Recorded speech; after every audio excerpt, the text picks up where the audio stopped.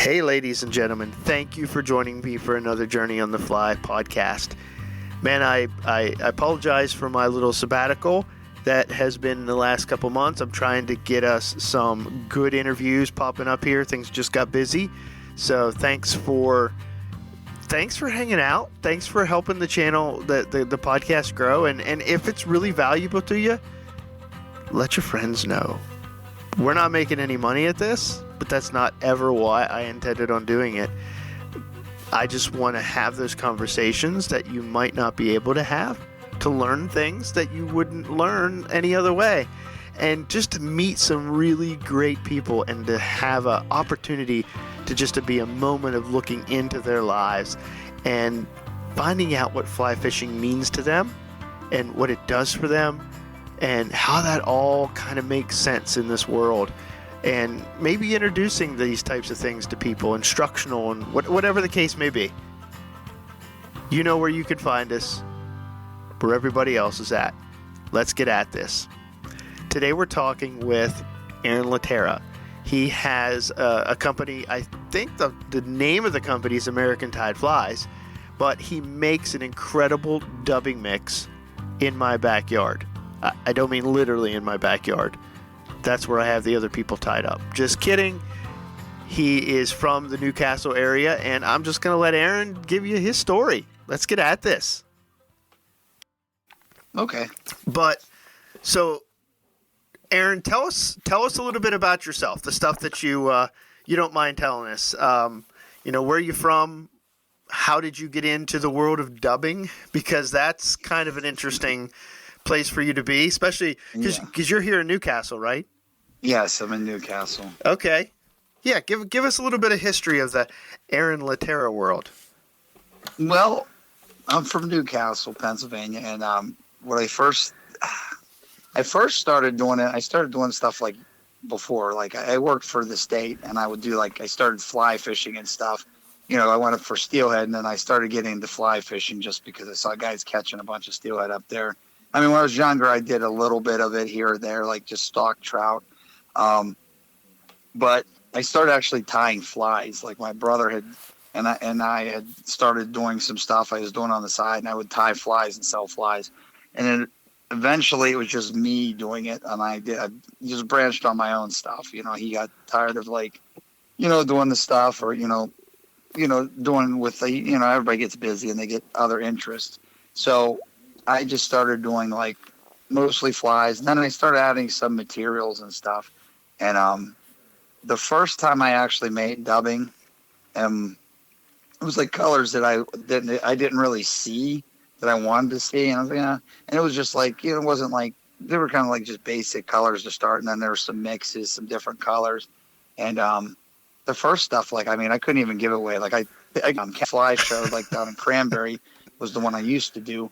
The cabin fever one, and I'd bring mostly flies, and then I started bringing a little bit of materials here, and it was just some dubbings and some I started even getting into some glow in the dark dubbings, and then I started some people would buy them here and there, and it was still mostly flies. So then there was a guy, and he's like, "Can you make a longer dubbing, maybe 3 inches?" And I was like, "Oh yeah." So I started making longer stuff, and then I started getting into crazier colors. And right now I have just in the Magnum dubbing, which is a 4 to 5 inch streamer dubbing. I have 70 some colors. I just had a color the other day.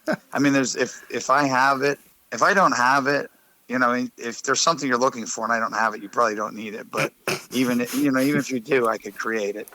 But what ended up happening is I sent some to this guy, and he had done some kind of blog thing, and he was talking to a guy over in Sweden that he knew, and he's like, "Oh, I'm sending him some stuff. You want to send me some of your dubbing, and I'll send it to him." So I sent him some of the long streamer, which would eventually be called Magnum dubbing. And here, this guy was really good friends with another guy that owned Fly Dressing. He's one of the big tires, Nicholas Bauer. They liked it, and we worked out a deal.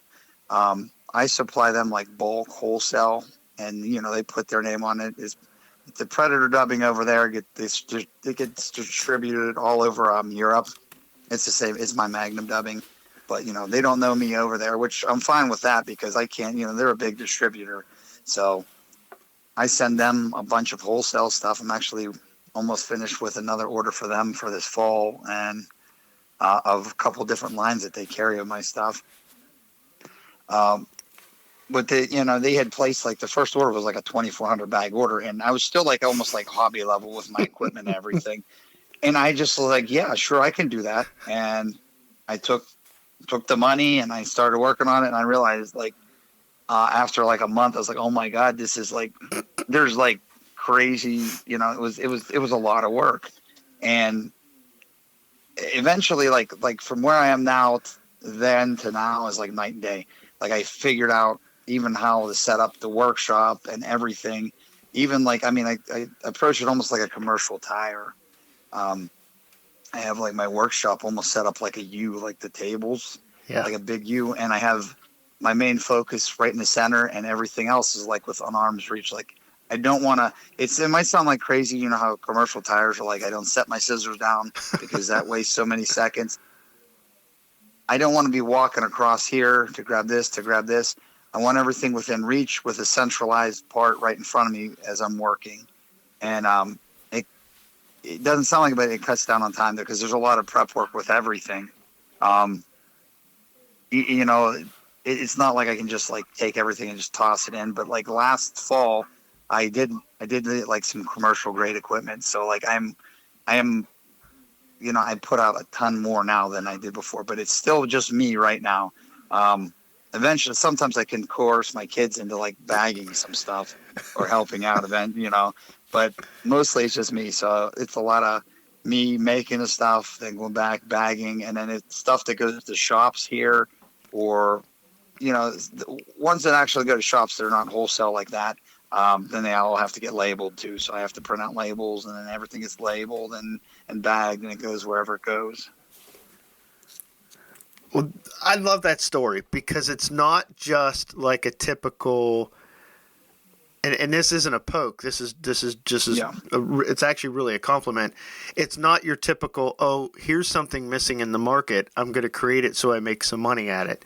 You were already essentially commercial tying, which bravo for that, because I tie a buttload of flies for my guiding, but I've already told myself there's no way I have not. It's not the patience, it's the sit stillness.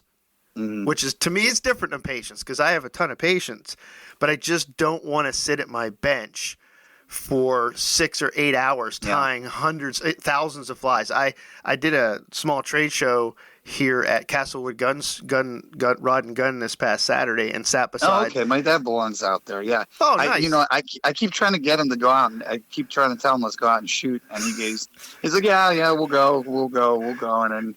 We didn't go because he's a member. When I was a young kid, I was a member, and then I just never kept up with it. I should just go join myself, but he was like, I was like, hey, let's go out and shoot, and he's like, yeah, we'll go, and he gets busy. I mean, he's retired, so it's not like he's like busy with stuff. I mean, he does stuff, but we could go, but yeah, I've been considering it because I literally live a 5-minute drive from there. I'm actually on the same road as Castlewood, but. I sat beside, I don't know if you know Sam's Flies. He's out of, I thought he said Youngstown area. Or no, he's Sharon. He's out of Sharon. He's 74. He just had hand surgery. He's really getting close to not being able to want to do it anymore. But he had 10,000 flies sitting beside me.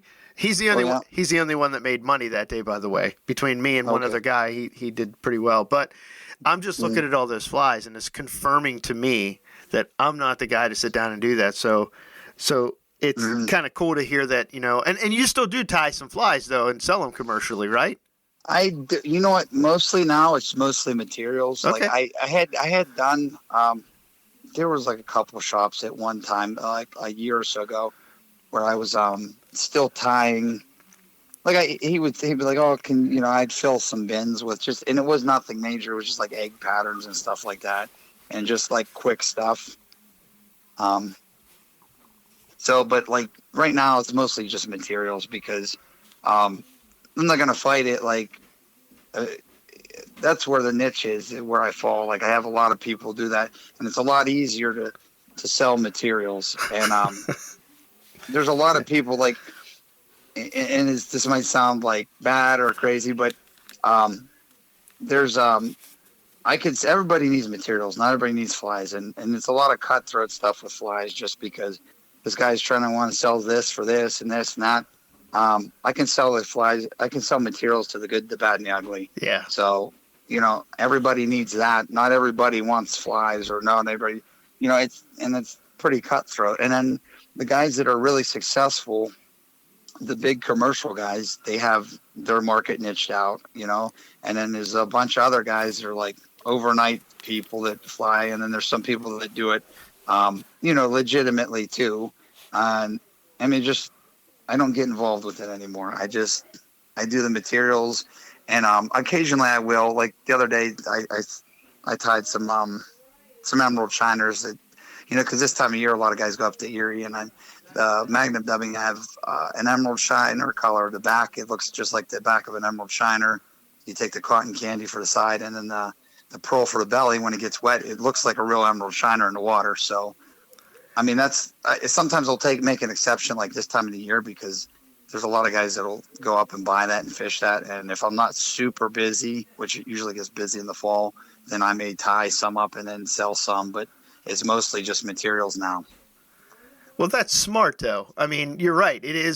It's very cutthroat. Like me even thinking about doing it was only to consider like a way to supplement when things get slow in the summertime and stuff like that. But you're right. I mean, you have to have a niche. You got to be a good tire. You can't, like, I remember back in the days of Craigslist, I came across this dude from Washington or Greene County, and he was like 3 dozen flies for $14. I'm like, I'll send you $14 for 3 dozen flies.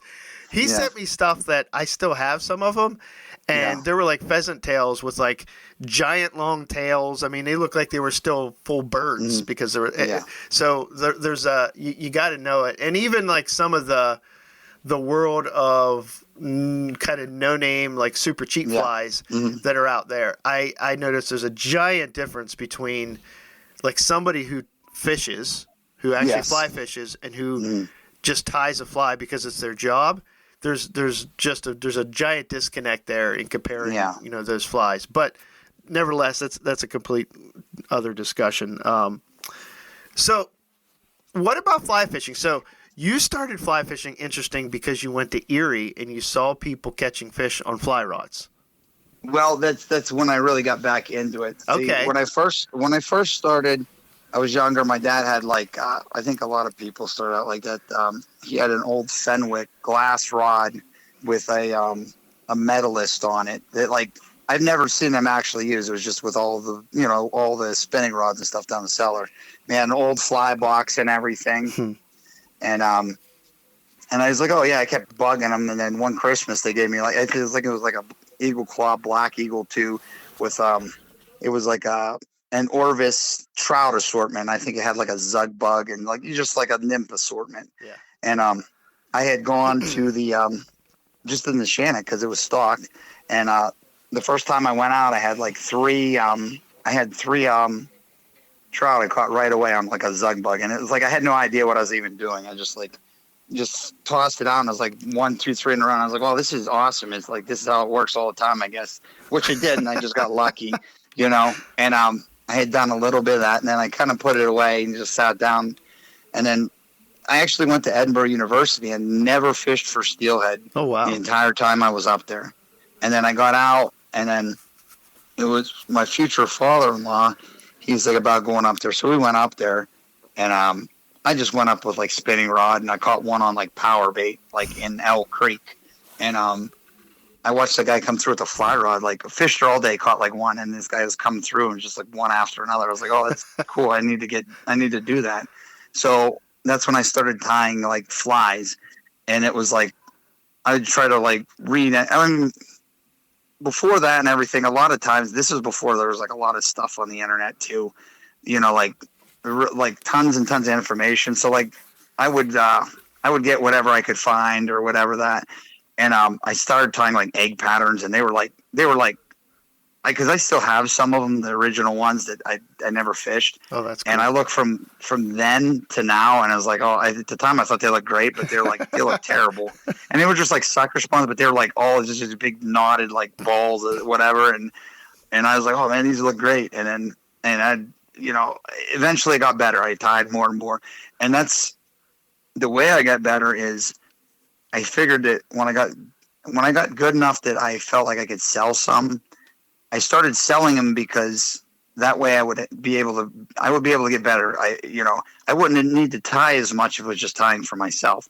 So I started selling stuff like on eBay and some different stuff. When I'd sell, then I could do more. And then that's how I got better, because I kept selling them. And then I had more, I had a reason to tie them because I was selling them. So, and I got better with that and everything else. That's pretty awesome. And you mentioned Zug Bug. That's funny because that's probably, I bet you there's in 90% of fly boxes right now, there's probably like 2 Zug Bugs because they're like, you could probably reintroduce them to the fisheries and do well on them. But nevertheless, So here's a couple questions. Yeah. So with the whole world of dubbing right now, Yes. is that your full-time gig? Is that what's helping you provide for your family and everything, right? Yes. Oh, see, that's fantastic. See, yeah, there's slower parts too, like certain stuff in it. See, the world right now, the last year or something, which just everything is higher. Like everybody is like has less money and stuff to do that. Sure. It was a little bit slower this last year, just because a lot of fly shops from the spring had held over inventory because they didn't do as much business in the summer. Now the fall picks up and everything. But yeah, that's how I do it. Now, I've explained too, my wife has a really good job too. And then I used to work for the state. So I did like an early retirement with them. So I have a pension and a state retirement. Like, it's not like $1 million, but I still have like health insurance and stuff. If she didn't have a job, we would still have health insurance and stuff too. It's not like I'm just, doing that solely, but that is my sole income right now. That, and then I have that stuff.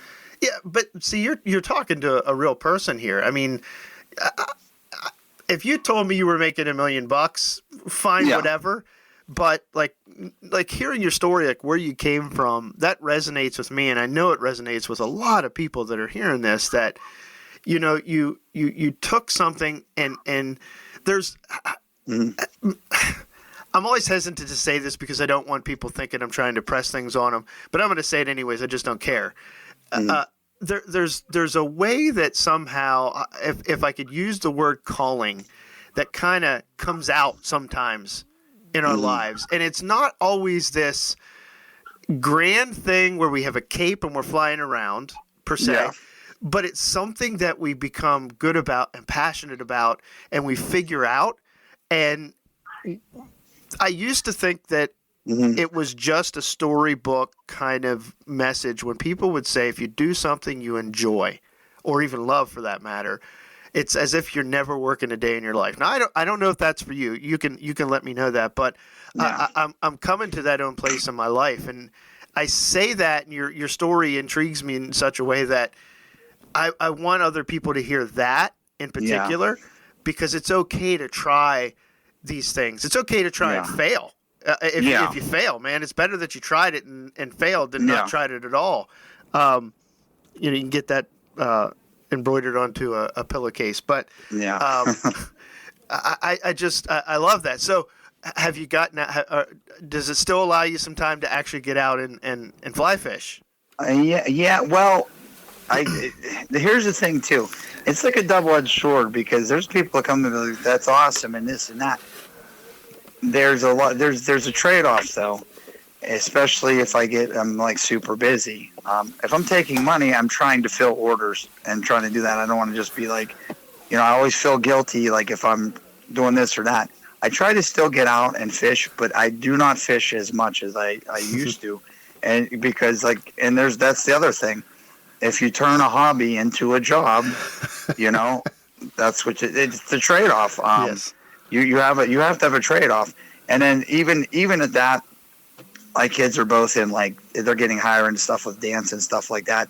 And my wife, different times if she's working in that, I have to run them to dance and stuff. So even with like just regular life and that, sometimes it doesn't always fit in to actually go fish. Like my father-in-law, I think, went up this last weekend. He went up Friday and Saturday, which they had no water up there, but they just, I mean, it's just nice to go sometimes just to get out, just regardless what you do. Yep. And he said told my wife about me going up, and I was like, I mean, it wasn't that I was busy, but my wife was working and the kids had to be at dance on Saturday. Like my daughter was there like almost all day, and then Sunday they had other stuff they had to do. So there was just like a bunch of stuff going on, and I try to help with family and do stuff too. Try to work that in. But I don't get out as much as I'd like to. I think that's most of our stories. I mean, I spend a ton of time on the water, but I'm usually helping somebody else with a fly rod, not myself. And I do have a birthday weekend coming up, and that's just my son and I, and we just shut the whole world out, and for 4 days we just disappear, and that's what we do. And I mean, we will golf one day. He doesn't know that yet, but sometimes we have to do that.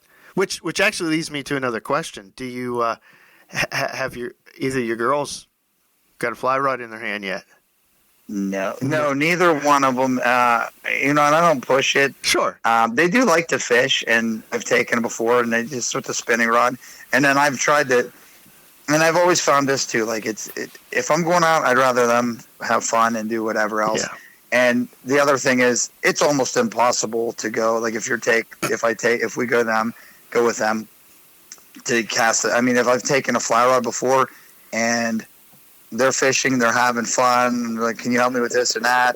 I might get 1 cast, 2 casts in. So most of the time I'm just setting it down anyway. So, it's hard to do that. Like, and that's okay. 'Cause if they're having fun and that's what I'd like, but I don't push it on them. Like, and if they came to me and say, hey, I'd like to learn how to do this, or I'd like to learn how to tie a flyer, it's fine. I mean, I've got stuff. I went down the cellar. I mean, and I have like boxes and boxes of stuff. I found materials and stuff, not the materials that I make, but like stuff that I had bought that at one time I thought I needed this or that.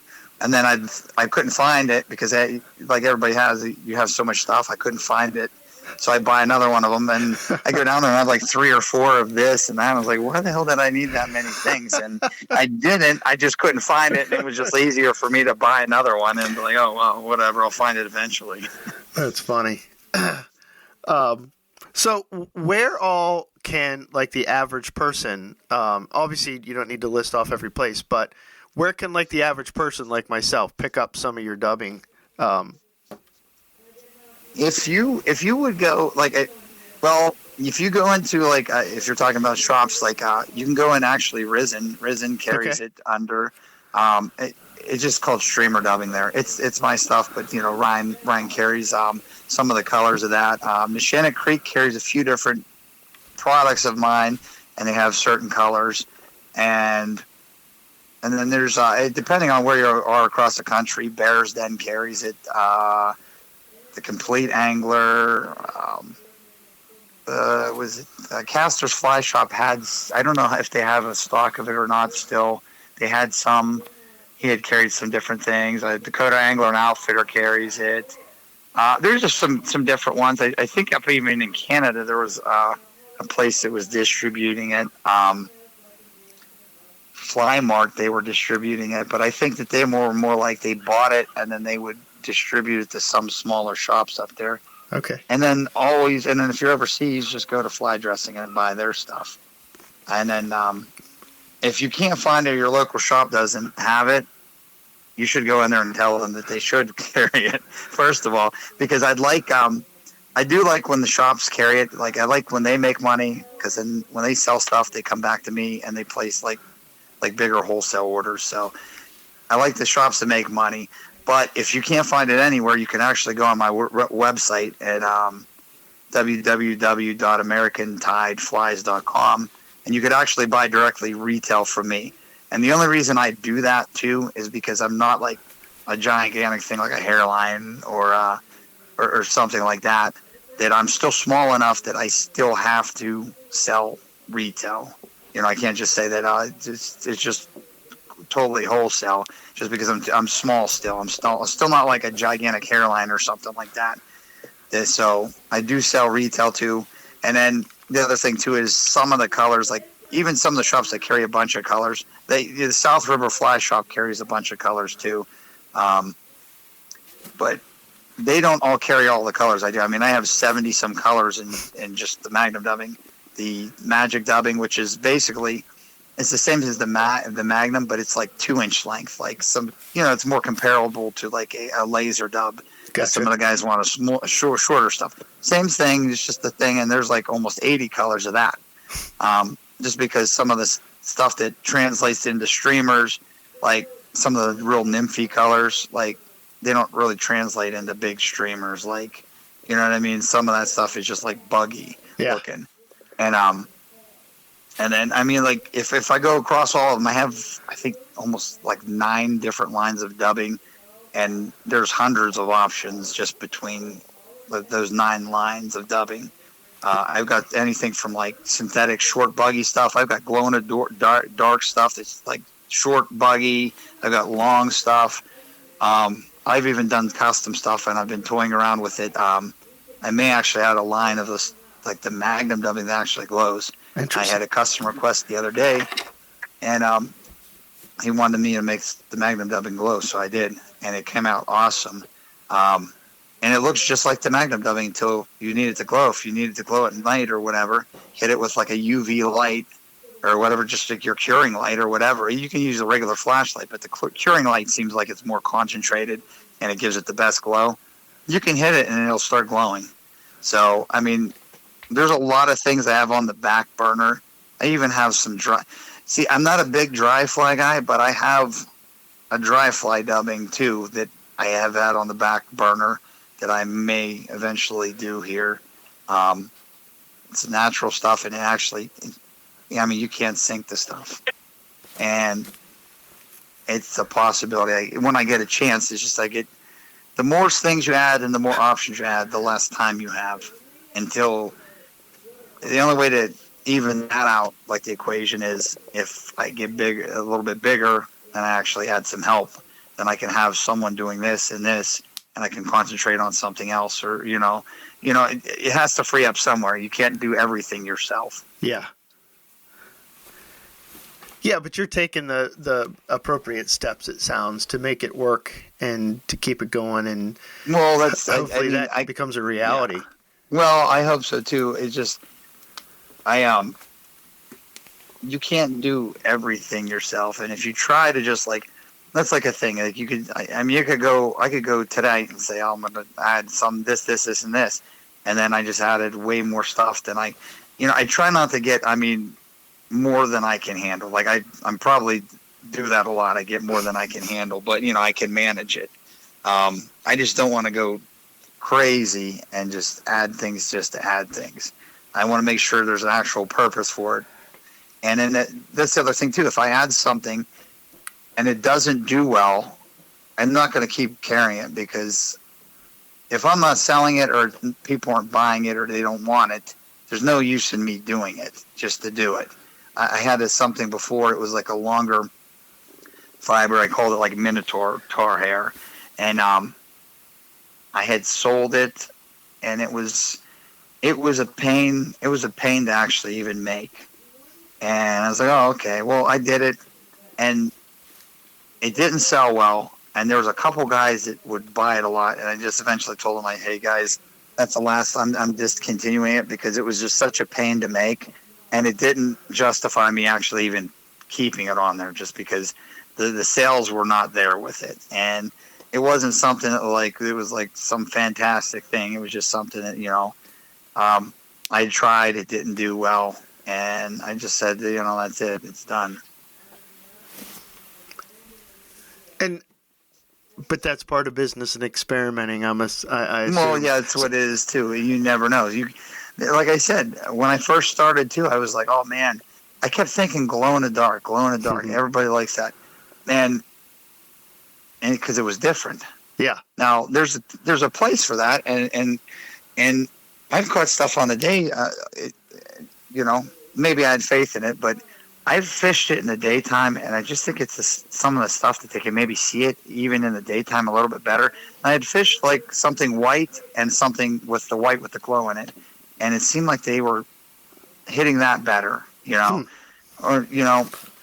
But and it was funny too. Everybody, when I did it, I'd get people saying, "Oh, act like it was a gimmick." It wasn't a gimmick, I had done well with the stuff, but everyone's like, "Oh, it's glow in the dark. It's a gimmick. It's a gimmick," And I do sell a lot more stuff than with the glow in the dark, but I've done well on it, and that's the reason I keep it, because I've done well on it, and people do buy it, and it is good, but like I think a lot of times people think that like, oh, anything that's just a gimmick to get people to buy stuff. If it didn't catch fish or didn't work, I wouldn't keep it. Yeah. And I mean, even thinking about that, however that UV process works to make something glow. Yeah. Trout, we know for a fact that trout do not see those kind of bright UV type of colors until within like 3 to 10 feet or something of them in the water. And that obviously depends on water clarity. But yeah, I mean, there's a ton of things that are actually gimmicks in the fly fishing world. I know. Yeah, we could do a whole show just on those. Yeah, there's a lot of stuff that's not necessary, and as I get older, I'm like, even with my fly boxes, I used to go and I would carry like 3 or 4 fly boxes filled with everything and anything you could carry. Like I had like a book bag, and I'd have like 3 boxes inside the book bag and make sure I had everything with me. And even with tying, I'm like, oh, I have to tie this, and this. Now it's like more, if I tie, I want something that's effective, but I'm not sitting there all day tying it. Yeah. Just something I can fill my box with that I know that I'm going to do well with. I don't want to spend all day and all night doing that. And there's a lot of stuff that's effective like that. There's a couple material, 2-3 material fly or something like that, and it's effective. Or I could sit there. I mean, I used to tie. I mean, they were pretty, and I liked to tie them. I used to tie a lot of woven stones and stuff like that.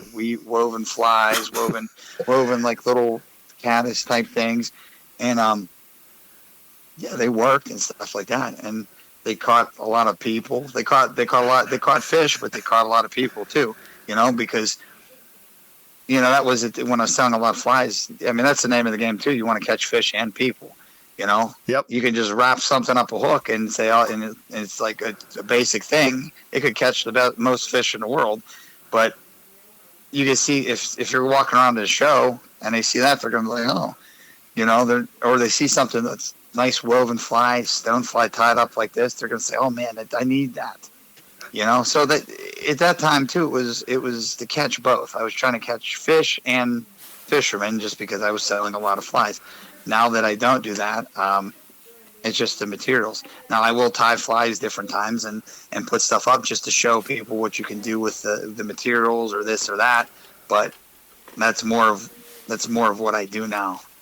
It's more of like if I tie flies, it's either put in my box or to showcase a material or how to use this or do that. And that's really important. Like hands down, for you to tie flies or even to make a video or something for people to give them. Yeah, there's a marketing side to that, but there's also like, here's how you use the product. I mean, that's really smart to do that. Cause I saw it's what I've been wanting to give you a shout out here soon for a while anyways. And then when I saw you throw the Emerald Shiners up, I'm like, I got to get a hold of him like right away. Cause I've been using your product to tie a bunch of Emerald Shiners, the rainbow shiners actually. Yeah. On purpose because it's like I forget who did it. I don't know if it was Fish and Boat, but the bunch of biologists did a test 2-3 years ago. They took 4 different sections of Lake Erie, and they didn't take hundreds and hundreds and hundreds of fish out, but they took enough out to give them a sampling, and they found that at the very least in September, 70% of a steelhead's diet is shiners. Yeah. So for somebody to not have them in their box to go up there, they're at doing themselves a major disservice. Because, well, no, and it's funny because there'll be a lot of guys that actually, and that's part of the reason why this time of year, if people want them, I tie them because, I mean, they do well up there, and that's a big part of their diet. Yeah. And that's why I do it certain times.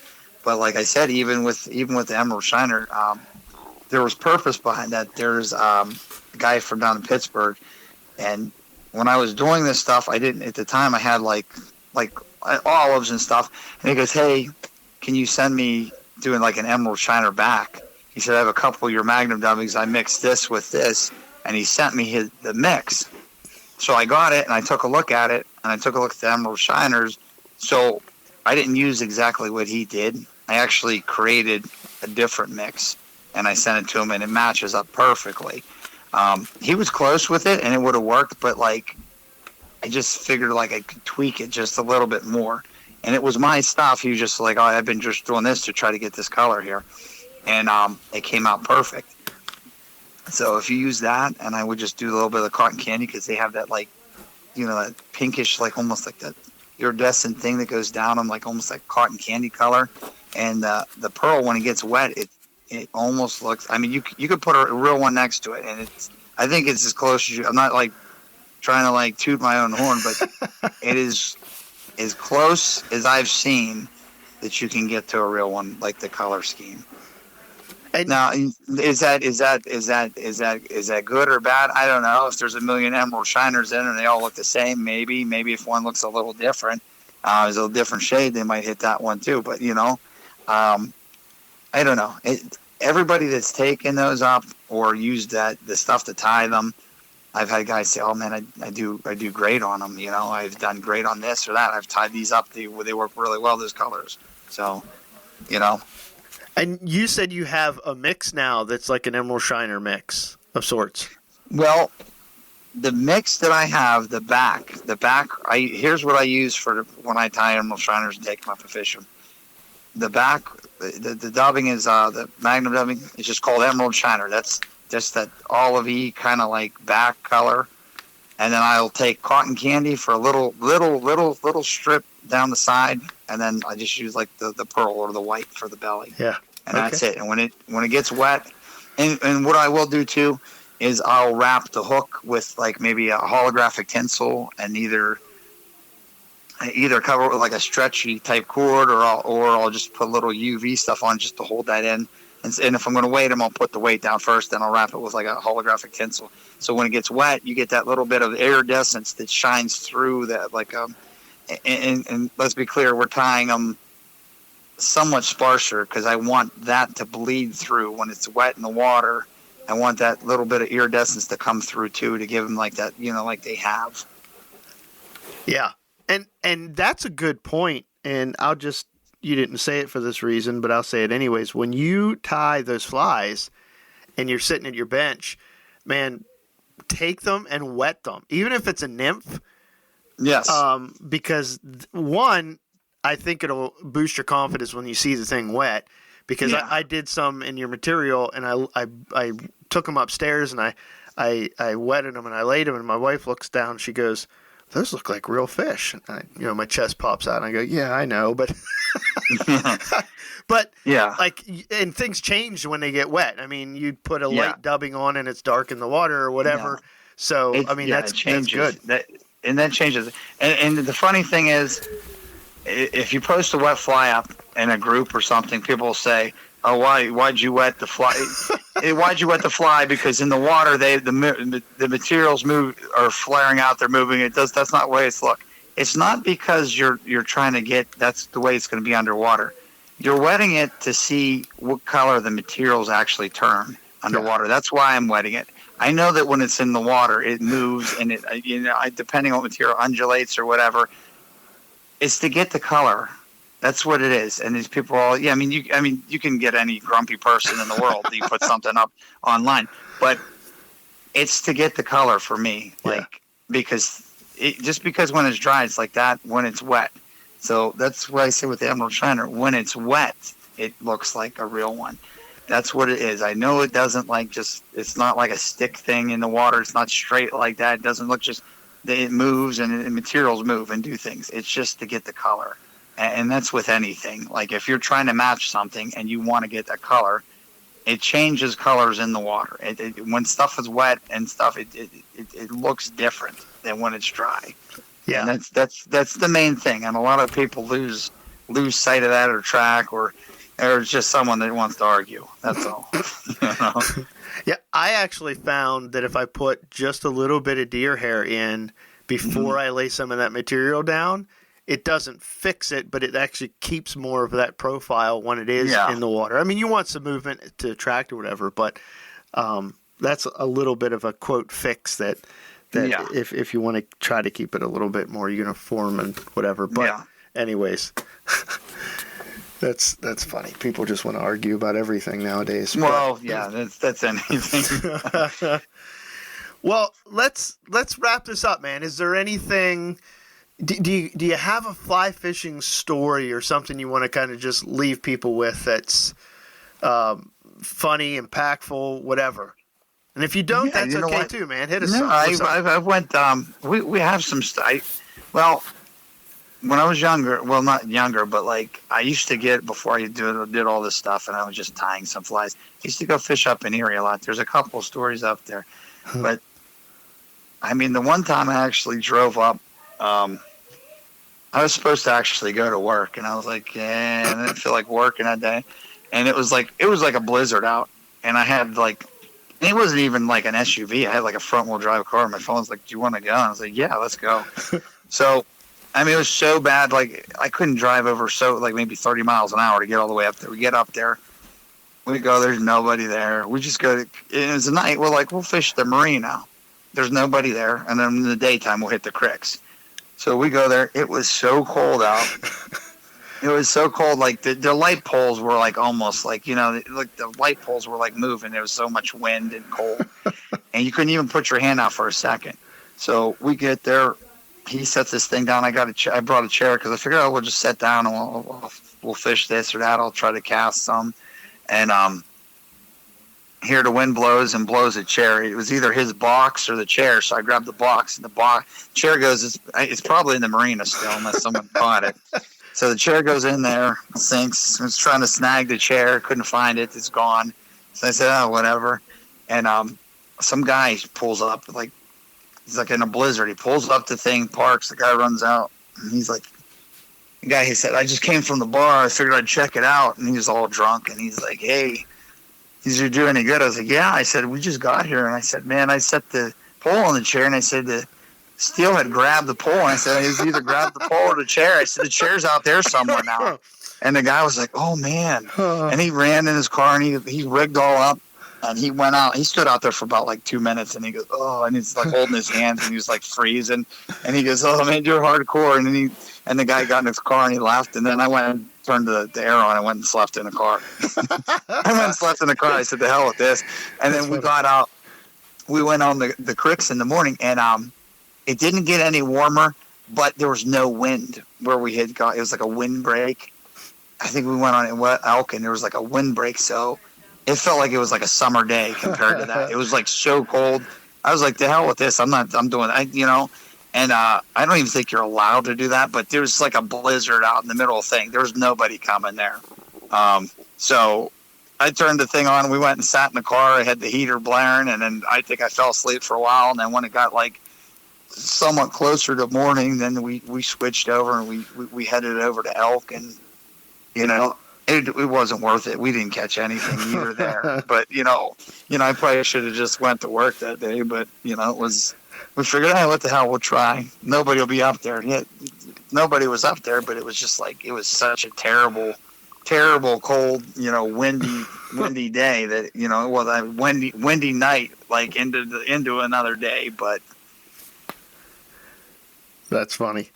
No wonder there was nobody up there. Well, no, there was nobody up there. I mean, I've went up before, and I went up before if you go to certain things like a major holiday or do something, which I don't ever get a chance to do because, with family and everything, Usually major holidays you're spending with your family, but there's a few times I've been up there and I've been surprised where I've had room or there wasn't people around. But usually that's an indicator. Like if there's nobody there, there's probably nothing. There's probably something major going on.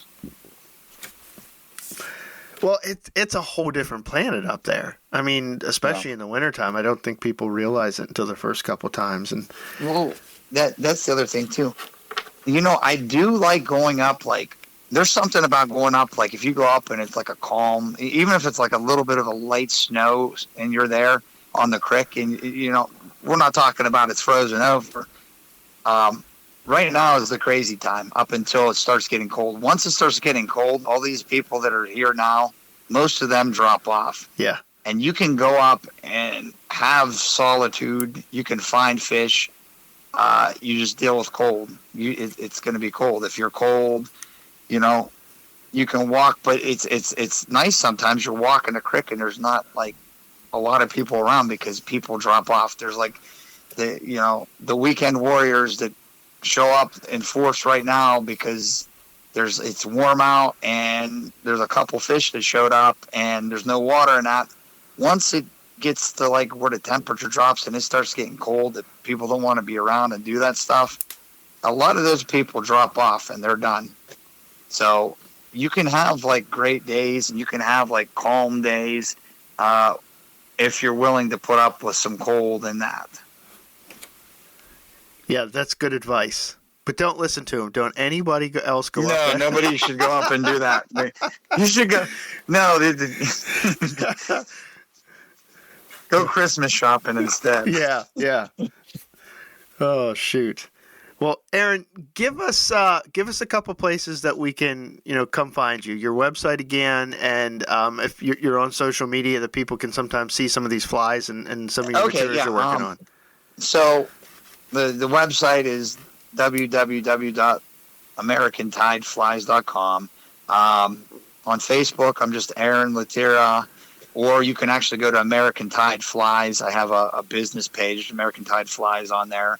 I try to go between both of them and answer messages. And then on Instagram, it's just Letera's Fishing. I made it years ago and I just left it there. I think that there's a picture from a steelhead when I was a young man there. Like, I'm not that young anymore, but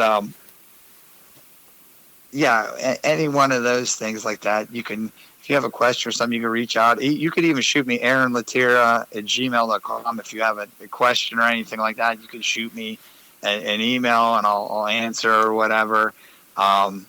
But on the website, there's my contacts on there too. There's the email, and then there's actually the phone number. My cell phone's on the website also. So I'm pretty accessible too, and I try to get back to people pretty quickly with everything.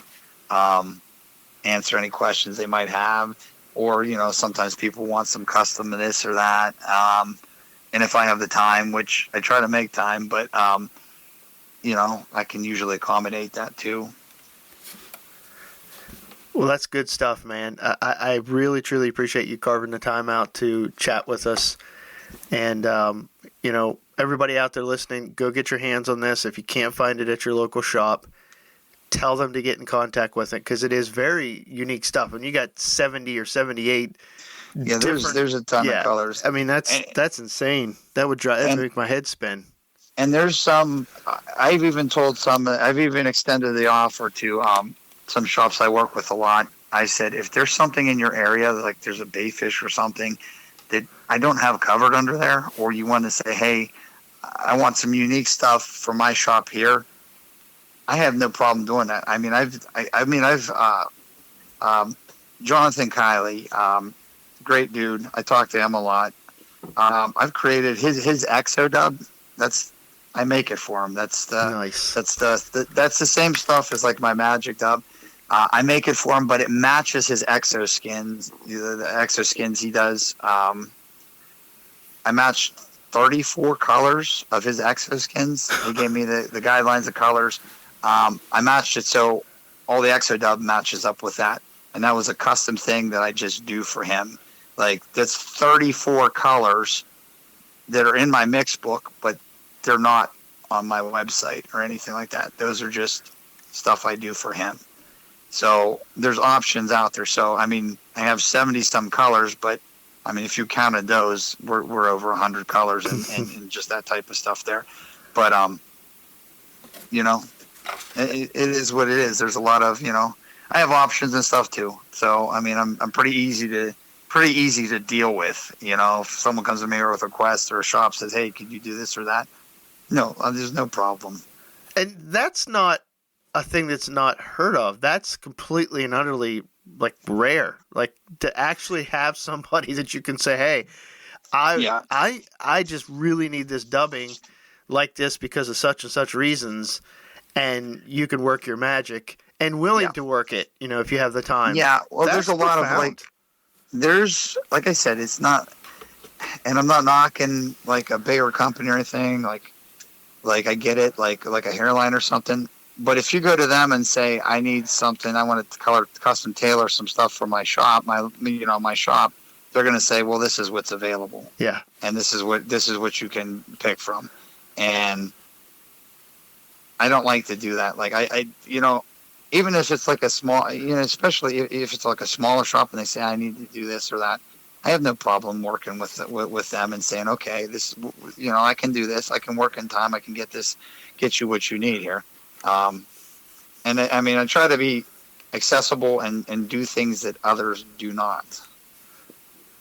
And that's what sets you apart, though. That's what's so unique and so important, I think. And it's funny because I was like, I don't know how I got to this point where, it's like it's like a niche market inside a niche. It's super saturated.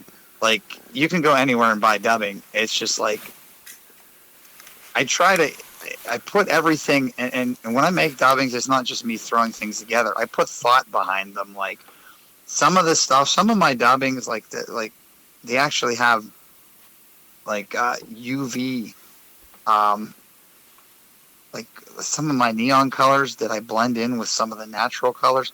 If you hit a lot of them with a UV light, you'll see all the like fibers and all the different things that glow in there. And they're not just like a solid. A lot of them are not just like a solid color. They have function behind them. There's actually, some of them have like, I mean, I think my homeless Care Bear has like 7 different fiber colors inside it to create that one, like it's like almost like a sculpin-y color. And it was all designed to for these things to blend to make this. And there's a lot of thought that goes behind it. Like when I first started it was like I had to figure all this stuff out. Now, like if someone says I need this or that, or they give me an idea, a lot of times on the first or second try at most, I have exactly what they want or the shade they want. If they explain something to me, I'm like, well, you know what? I've done so many now. I'm like, well, I should take a little of this, and this, and maybe this ratio here, and then I'll do like a sample, and then when I get the right thing, then I write everything down in the mix book. Because even if I make it 1,000,000 times, if you do not write something down, you will forget it. Especially when I have 70 some in one color, maybe 80 some in another color, or another product. Even if I make it every day, eventually, if you're not paying attention, you'll be like, oh, wait a minute, what was that? Was it this amount of this or that? So I have like a master book. It's funny. It's like I always say it's like the water boy. You know, he had the blue hand, the book. I have like a blue or little green book like that, and it's just filled. It's filled with mixes. It's filled with ideas. It's filled with mixes that I haven't done anything with, that I like, that I haven't released stuff yet. There's ideas of like some different materials. Even like when I'm dyeing certain things, I'll write how much of this and that in there, of dye of this and that, or even down to like the types of flash and sizes and stuff that I use for different things. And it's just all recorded. I've just put it all down just because you can't remember it all. And even, you will forget.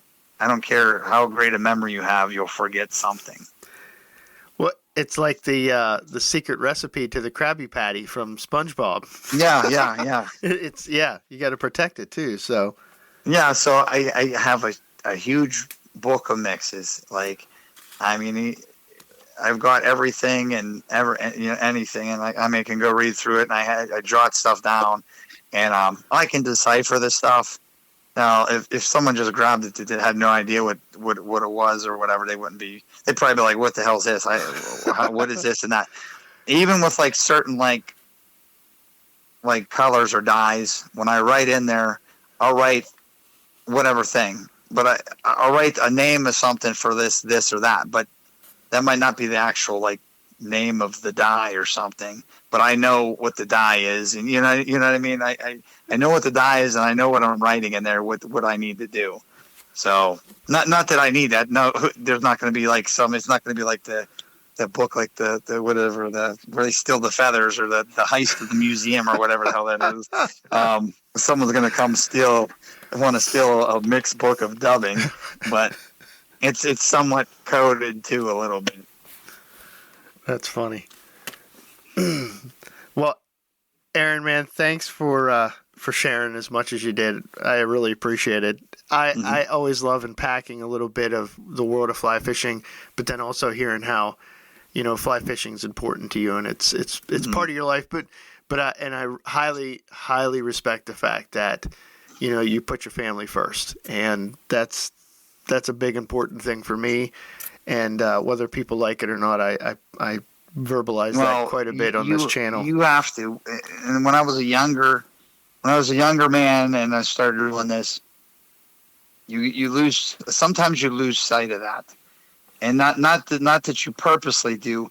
You can get so busy and doing things and saying, I need this, I got all this stuff, it has to be done now. It doesn't have to be done now. It can be done timely, it can be done quickly, but it doesn't have to be done where you jeopardize taking time away from your family or this or that to miss something. That's what I found. Yeah, I mean that's where I'm at now. That's where if I get something today, it doesn't have to be out now, especially if I'm like super busy. It'll be timely. It'll be as quickly as possible, but it doesn't have to be right now.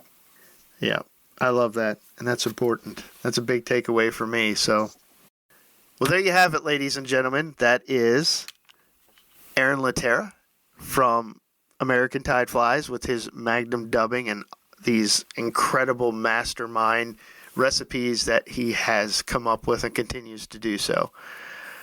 For me, what is my big takeaways from conversation with Aaron is that, one, he loves his family. Two, he's passionate about the world of fly fishing, and he has, if you will, found a calling in it to be able to help take care of his family, but do something that he really, really enjoys. But also the wisdom there that I take away from somebody who's trying to do the same type of thing in the same type of world. Not the dubbing, the guiding and the other things that we're doing. Super important to not let even your passions like that overtake what is really important. The people in your life, your wife, your children, your moms and dads, your aunts and uncles. Because, man, we get a small amount of time on this earth with them, and they don't always follow, right? We don't always end up in the same place, and we need to really appreciate that time, never take it for granted. Get your hands on some of Aaron's dubbing. I'm telling you, you're gonna love this stuff. I know people that tie muskie and pike flies with it, I tie some bass poppers with the tails with them, and tons of jigs and streamers and things like that. It makes fantastic dubbing, and it's incredibly well priced, in my opinion. At most of the places, it doesn't need to be marked up real high for it to be really, really worthwhile. And Aaron's dubbing it's quality stuff. It doesn't, junk up and fall apart on you either. And check him out. And I'll put the links and everything in the description of the show. And please share these shows. And thanks for your patience for me trying to get back in front of the microphone here. Things have gotten crazy. October is going to be madness. So I'm trying to wrap up a couple talks and interviews with some people that I think are pretty interesting. And I think you'll find the conversations interesting yourself. So till the next time, keep your lines tight, your fly's wet, and the fish's mouth. God bless.